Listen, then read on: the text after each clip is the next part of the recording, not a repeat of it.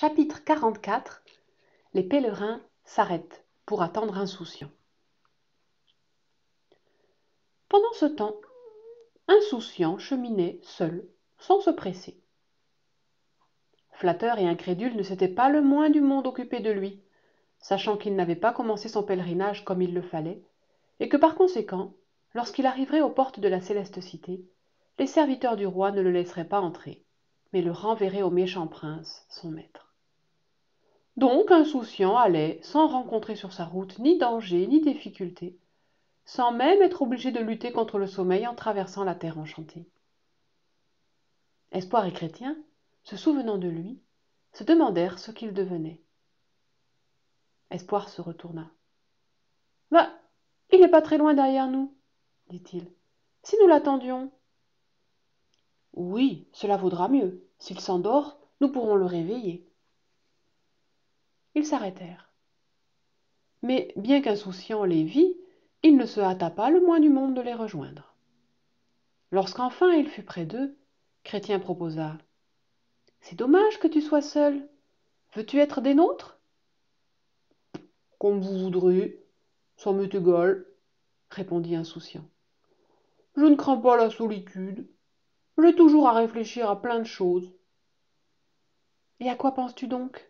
demanda Espoir. « Au roi, à la céleste cité. »« Cela ne suffit pas d'y penser, » dit Chrétien. « Il faut que nous ayons réellement envie de voir le roi et sa cité. »« Bah oui, j'en ai réellement envie. »« Alors pourquoi marches-tu si lentement ?»« Lentement ? Je voyage assez vite comme ça. Je parie de parvenir un jour ou l'autre à la cité. À quoi bon se donner tant de peine ? Mais tu tomberas dans quelque piège où tu rencontreras des dangers. »« Oh, si cela m'arrive, je compterai sur le secours du roi. »« Le roi ne viendra pas à ton aide si tu n'essayes point de lui obéir, » dit Espoir. Il se rendait bien compte qu'Insouciant ne savait pas grand-chose du roi et de ses lois. « Bah, j'essaye de lui obéir, » répliqua vivement le garçon. « J'ai quitté ma maison pour devenir un pèlerin. Que voulez-vous de plus ?»« Tu n'as pas passé devant la croix, » répondit Chrétien. « Et j'ai peur que les serviteurs du roi ne te laissent pas entrer dans la cité, car tu n'as ni le rouleau, ni l'habit des pèlerins. »« Moi, je suis certain que tu te trompes, » fit Insouciant. « Je sais que le prince doit donner un vêtement blanc à chacun. Aussi, je pense qu'il m'enverra bientôt le mien. Mais pourquoi irais-je le chercher à la porte étroite ou à la croix ? J'aurais l'air de ne pas croire à ce qu'a promis le prince. » Chrétien se souvint alors du papier qu'Évangéliste lui avait remis avant son départ de destruction.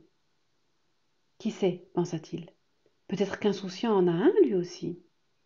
Et il s'informa. Est-ce que le roi t'a envoyé un message ? Un message ?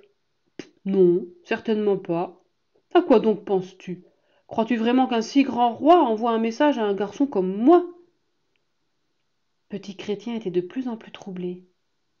Je ne sais que lui dire, murmura-t-il tout bas. Je suis sûr qu'il a tort. Pourtant il ne veut pas nous écouter. Insouciant en avait assez de cette conversation, et il prétexta la fatigue afin de rester en arrière. On ne peut pas aller aussi vite que vous, dit-il. Continuez à vous deux. Espoir et Chrétien, voyant bien qu'il était décidé à ne pas suivre leurs conseils, reprirent leur marche, laissant Insouciant avancer aussi lentement que bon lui semblerait.